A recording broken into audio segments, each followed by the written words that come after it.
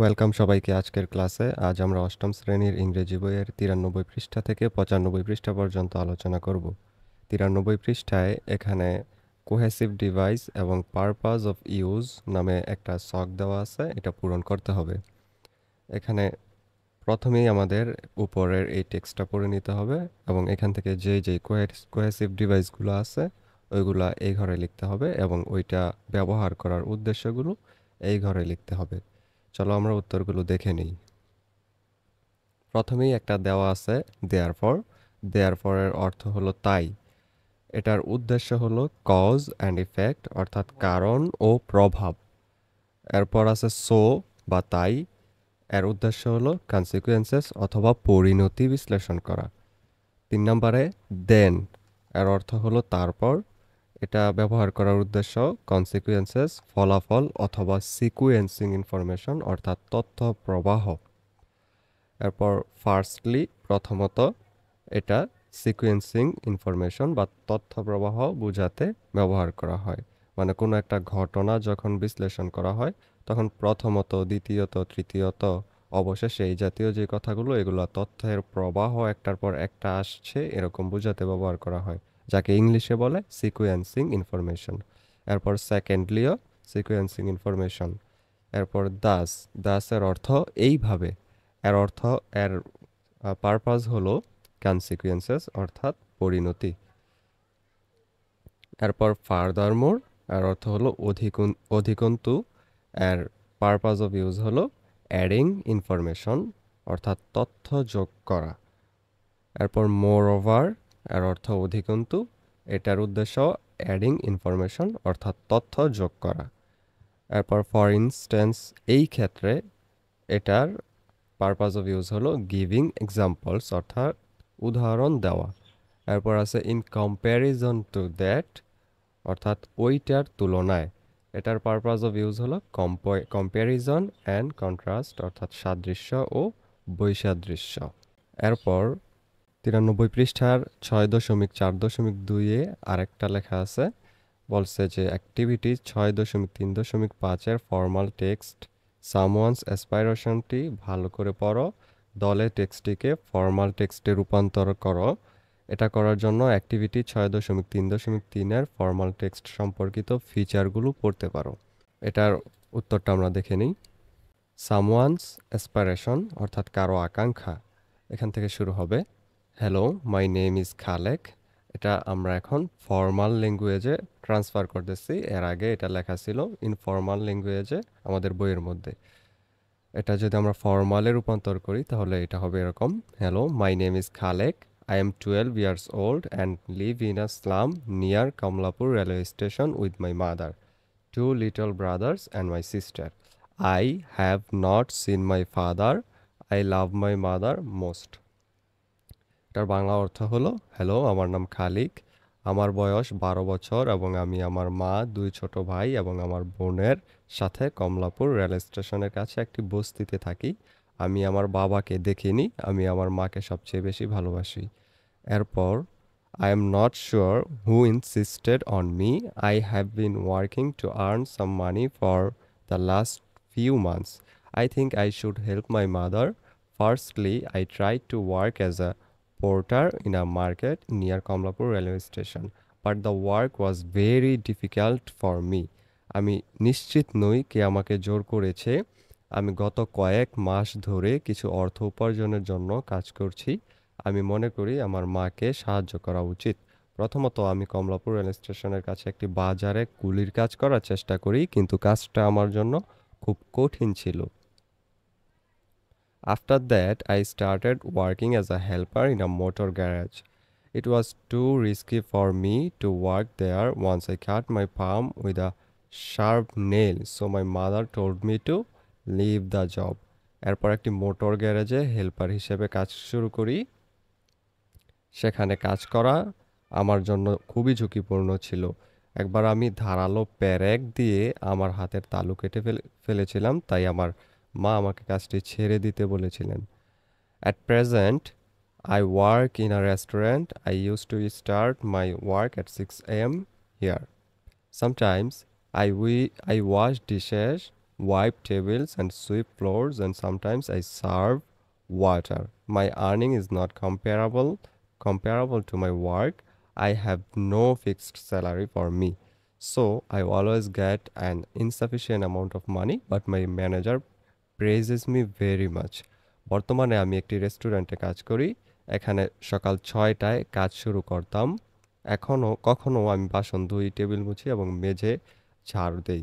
আবার কখনো আমি পরিবেশন করি। আমার কাজের সাথে আমার উপার্জনের তুলনা হয় না।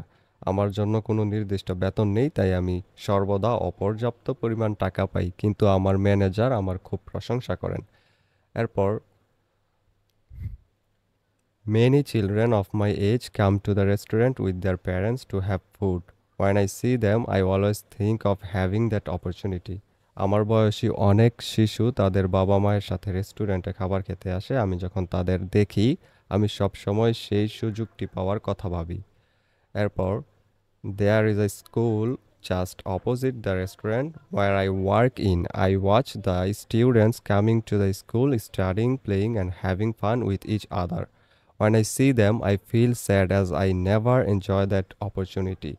আমি যে রেস্তোরাঁয় কাজ করি তার ঠিক বিপরীতে একটি স্কুল আছে। আমি ছাত্রদের স্কুলে আসা, পড়াশোনা, খেলা এবং একে অপরের সাথে মজা করতে দেখি। আমি যখন তাদের দেখি তখন আমার দুঃখ হয়, কারণ আমি সেই সুযোগটি উপভোগ করি না। Yesterday, I was talking to my mother about going to school. One day, I, along with my brothers and sister, want to go to school. Someday, we will go to school. গতকাল আমি আমার মায়ের সাথে স্কুলে যাওয়ার বিষয়ে কথা বলেছিলাম। একদিন আমিও আমার ভাই ও বোনের সাথে স্কুলে যেতে চাই। একদিন আমরা স্কুলে যাব। এটা ইনফর্মাল থেকে ফর্মালে আমরা লিখলাম। এরপরে 6.4.3-এ বলা হয়েছে ইনফর্মাল রাইটিংয়ের কথা। এখানে বলা হয়েছে look at the following illustrations. নিচের এই ছবিগুলোকে দেখো। Can you guess what they mean? এই ছবিগুলোর মানে কি তুমি কি বুঝতে পারো? ইন গ্রুপস, দলে, write 2 or 3 sentences on each situation. এই প্রত্যেকটা সিচুয়েশনের উপর 2-3টা বাক্য তুমি এখন লিখো। You may write an invitation or congratulatory message or describe them. তুমি এগুলোর উপরে আমন্ত্রণ বার্তা অথবা অভিনন্দন বার্তা অথবা এগুলো সম্পর্কে বিস্তারিত কিছু লিখতে পারো। এটার উত্তরটা হলো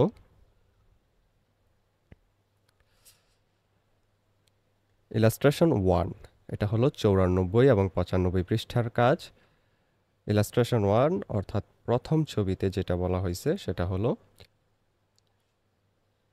এটা আমরা ইনভাইটেশন মেসেজ আকারে লিখব। এটা হবে hey friends, it's Rosa's birthday. এটা রোজার জন্মদিন। We are having a super fun party. আমরা খুবই আনন্দঘন একটা পার্টি উপভোগ করছি to celebrate. Join us for games, cake and lots of giggles. খেলাধুলা করতে, কেক খেতে এবং প্রচুর হাসাহাসি করতে আমাদের সাথে যোগ দাও। এখানে বাংলাটাও দিয়ে দেওয়া হলো তোমাদের বোঝার সুবিধার জন্য। এরপর ইলাস্ট্রেশন 2, এটা আমরা ডেসক্রিপশন আকারে লিখব, যেহেতু ওরা বলছে যে কোনো 3টা লিখতে হয়। আমরা এটা লিখব ইনভাইটেশন মেসেজ অথবা কংগ্রাচুলেটরি মেসেজ অথবা ডেসক্রিপশন। দ্বিতীয় ছবিটা আমরা ডেসক্রিপশন দিব। ইটস ঈদ ডে, আজ ঈদের দিন। The Muslims have just finished the Eid prayer. মুসলমানরা এইমাত্র ঈদের নামাজ শেষ করলো। নাও, এখন, they are embracing and exchanging greetings with each other. এখন তারা একে অপরকে আলিঙ্গন করছে এবং শুভেচ্ছা বিনিময় করছেন। এরপর ইলাস্ট্রেশন 3-তে আছে পহেলা বৈশাখ নিয়ে। এটা আমরা ডেসক্রিপশন আকারে লিখব। Pohela Boishakh is a national festival in our country. Poyla Boishakh আমাদের দেশে একটি জাতীয় উৎসব। We celebrate the start of the Bengali new year with lots of tasty food and colourful festivities. আমরা অনেক সুস্বাদু খাবার এবং রঙিন উৎসবের মধ্য দিয়ে বাংলা নববর্ষের সূচনা উদযাপন করি। We see some people in a procession on the occasion of Poyla Boishakh. এটা একটা বড় উদযাপন যেখানে আমরা সাজগোজ করি, সুস্বাদু খাবার খাই এবং আমাদের বন্ধু এবং পরিবারের সাথে আনন্দ করি। এরপর ইলাস্ট্রেশন 4 অর্থাৎ 4 নম্বর ছবিটা হলো বিবাহের একটা ছবি। এটা আমরা কংগ্রাচুলেটরি মেসেজ আকারে লিখব।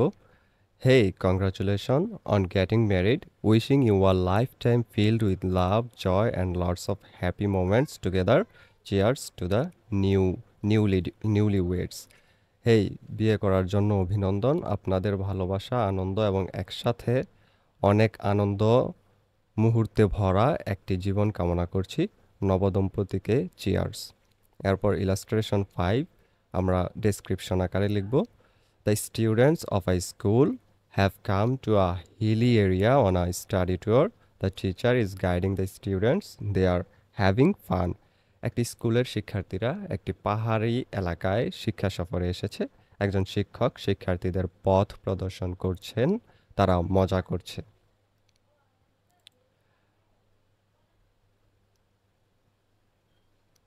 এরপর আমাদের 95 পৃষ্ঠায় আরও একটা কাজ আছে, সেটা হলো in groups write an essay on how can we help stop child labour. আমরা কিভাবে চাইল্ড লেবার বা শিশু শ্রম থেকে মুক্তি পেতে পারি বা বন্ধ করতে পারি সেটার উপরে একটা এসে বা রচনা লিখো। You can study the boxes in activity 5.3.2 and 6.3.3 before your writing. Make sure you write at least 4 paragraphs. Here is a layout of your writing. আমাদেরকে 4টা ভাগে এই এসেটা লিখতে হবে। প্রথমে প্যারাগ্রাফ 1-এ থাকবে ইন্ট্রোডাকশন অর্থাৎ ভূমিকা। প্যারাগ্রাফ 2-তে থাকবে বডি। এই বডিতে কিছু তথ্য দেওয়া থাকবে, কিছু সমস্যা সমাধানের সলিউশন দেওয়া থাকবে। তারপর প্যারাগ্রাফ 3-তে আবার বডি, এখানে একটু বিস্তারিতভাবে দেওয়া থাকবে সলিউশনগুলো। এরপর প্যারাগ্রাফ 4-এ থাকবে কনক্লুশন অর্থাৎ শেষ করতে হবে, যেটা উপসংহার। এটার উত্তরটা হলো, প্রথমে আমরা নাম দিব how we can help stop child labour. Child labour is a pressing issue that persists in many parts of the world, depriving children of their childhood education and basic rights. Children should not be engaged in jobs because they deserve the opportunity to attend school and enjoy their childhood. We need to find ways to stop child labor and make sure all children are safe and happy. এটা হলো আমাদের ইন্ট্রোডাকশনটুকু। এরপর প্রথম বডিটুকু হলো এটা। One way we can help stop child labor is by making sure all children can go to school. When children are in school, they can learn new things and have a better future. We can also tell adults not to make children work and to treat them kindly. এরপর 3 নম্বরে আবার আমরা body দিব, এখানে একটু বিস্তারিতভাবে আবার দিব। Another thing we can do is to help families who are very poor. Sometimes families make their children work because they don't have enough money. It can be impossible to stop child labor because some people think it is okay for children to work. But we can teach them that children should be in school and not in jobs. এরপর এটা আমরা conclusion করে দেব অর্থাৎ শেষ করে ফেলবো। এখন আমরা এখানে উপসংহারটুকু দেব। In conclusion, stopping child labor is very important so that all children can have a happy and safe childhood. We can help by making sure children can go to school, supporting families who need help, and teaching others that child labor is wrong.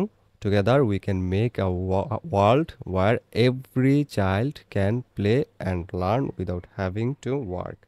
আর অনুবাদটুকু আমরা এখানে দিয়ে দিলাম, তোমাদের প্রয়োজন হলে এই অনুবাদটুকু দেখে নিতে পারো।